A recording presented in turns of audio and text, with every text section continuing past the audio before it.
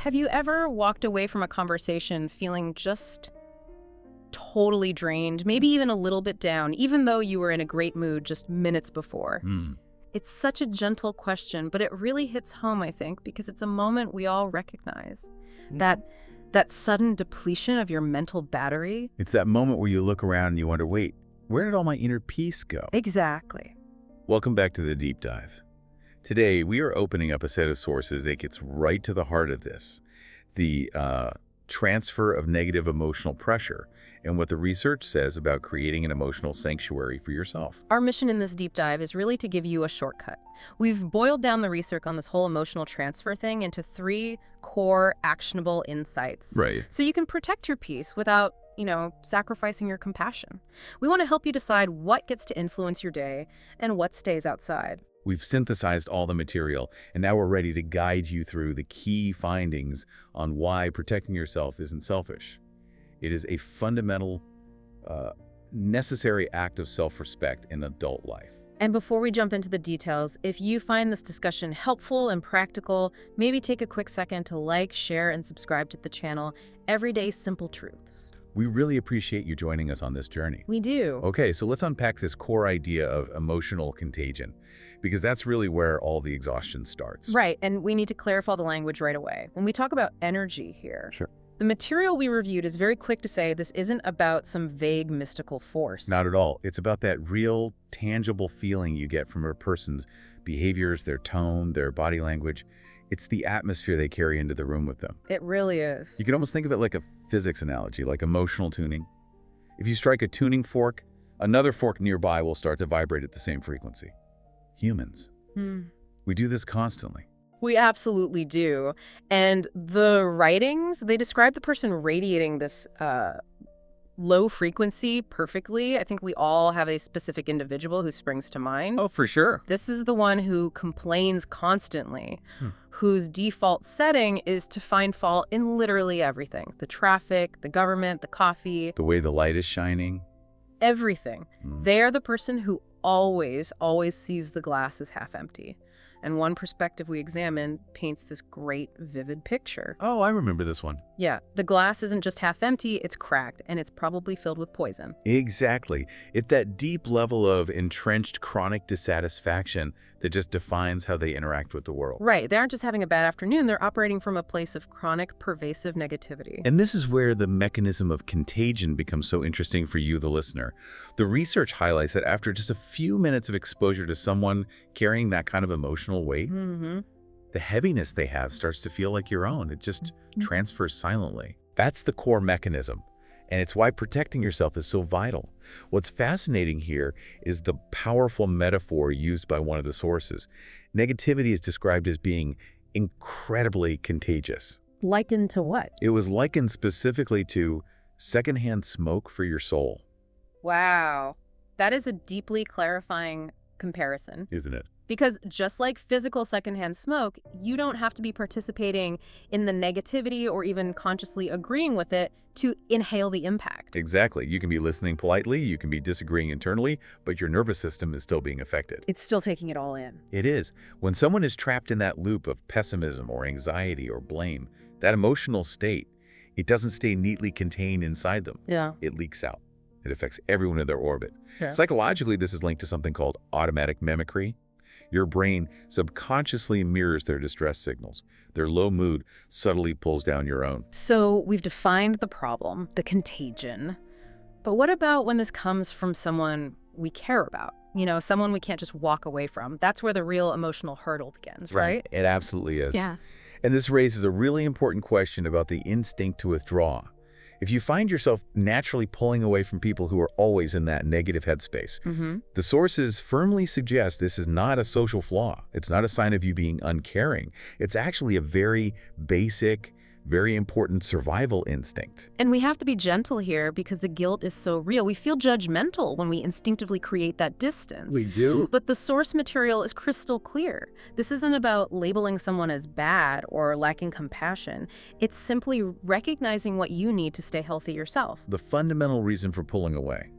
It all boils down to basic, primal self-preservation. Our minds and bodies are literally trying to protect us from what is called emotional exhaustion. Emotional exhaustion is such a critical concept here.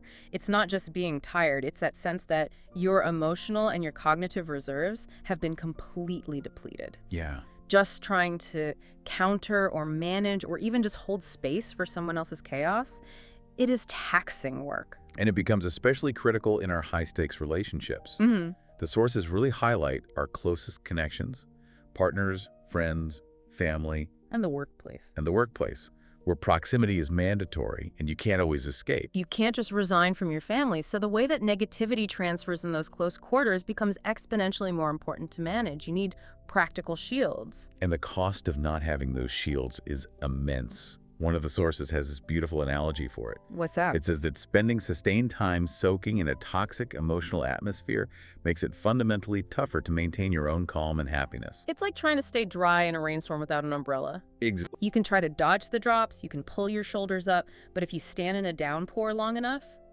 you're going to get soaked. That analogy just perfectly captures the cumulative effect. The reason it breaks down your defenses is the sheer cognitive load. You're constantly having to process and mentally fight off someone else's negative reality. You use up all your emotional fuel just maintaining that resistance. You do, which leads directly to that emotional drain we talked about at the very beginning. This all makes sense, but what happens when that fear of appearing cold overrides the instinct to protect yourself? How do we balance compassion with self-respect? That is the pivotal question. And the sources make a crucial distinction. Compassion is feeling for someone's pain. Right. Burdening yourself is allowing their pain to become your pain. The goal is empathy, not absorption. You can offer a towel without getting into the rainstorm with them. So let's pivot to that emotional hurdle that blocks most people, the guilt. The guilt. Because once you recognize you need space, the very next thing that hits you is that pang of guilt, especially if it's a family member or a close friend who is really struggling. This is the moment for the listener to just take a deep breath and really internalize the permission that the source material gives you. Which is? Let that guilt go. You are not a bad person for protecting your boundaries. It is not selfish to prioritize your own emotional well-being. It is responsible. And that reframing is key, isn't it? We often confuse setting a boundary, which is about defining us, with rejection, which feels like it's about defining them. That's such a good way to put it. When we set a boundary, we're really just saying, I care about my capacity to care for myself and for others. If you're totally depleted, your capacity to help anyone is zero. Exactly. It is perfectly okay to curate your emotional environment. That doesn't mean you just eliminate every troubled person from your life. That's impossible. Of course not. But it means you manage the access they have to your internal reserves. That's the aha moment right there. Setting a boundary isn't an act of rejection. It's recognizing you need to define your own emotional ecosystem to thrive. Right. It's an act of self-respect. Yeah. It is a deliberate choice. You are choosing clarity over chaos. So let's get practical. If secondhand emotional smoke is the problem, what are the filters? Let's start with the gentle ones for people who are harder to avoid, like a colleague. For them, it's mostly about managing time and topic. So if a conversation immediately defaults to complaining, you can institute a time limit. Okay. You might say, I can talk about this for 5 minutes, but then I really have to get back to this report. Or you physically move the conversation somewhere else. That's subtle, but it's effective. You're not rejecting the person. You're just protecting the time. I also read about using I feel statements. So that's a highly skilled technique. Yeah. Instead of saying you're always complaining, which just makes them defensive. Right. You use the boundary technique. I find that when we focus on these stressful topics for a long time, I feel overwhelmed, so I need to change the subject now.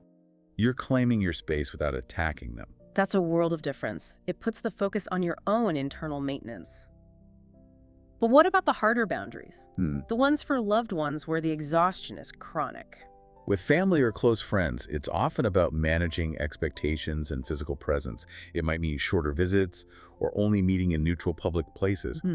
One strategy suggested is practicing emotional masking, which is consciously wearing a protective layer of calm, not reacting to their emotional hooks, not joining the drama. You are consciously selecting a higher frequency. You're choosing a vibration that lifts you up, or at least holds you steady, not one that pulls you into their chaos. It moves you from being reactive, feeling drained, and then running away, to being proactive, choosing the parameters that support you.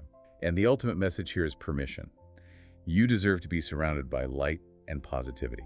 That's not a luxury, it's a fundamental part of emotional health. If you start viewing your emotional peace as a precious, finite resource, then protecting it becomes a non-negotiable part of self-care. So, to synthesize the main insight from today's deep dive, first, understanding that negative emotional energy is truly contagious. That secondhand smoke for the soul. That's the essential first step. Second, recognizing that the instinct for self-preservation, that need for distance, is a valid and necessary act of self-respect. It's not a failure of character. And third, giving yourself permission to let go of the guilt that comes with creating that space and using those practical filters. Let's leave you with this final provocative thought to consider. If you start treating your emotional peace like the precious resource it is, what small, actionable boundary, a time limit, a change of subject, a moment of distance can you set today to protect it? Take that thought with you. Thank you so much for joining us for this deep dive into self-preservation and creating your own emotional sanctuary. We wish you health, clarity, and peace as you navigate your daily life. Goodbye for now.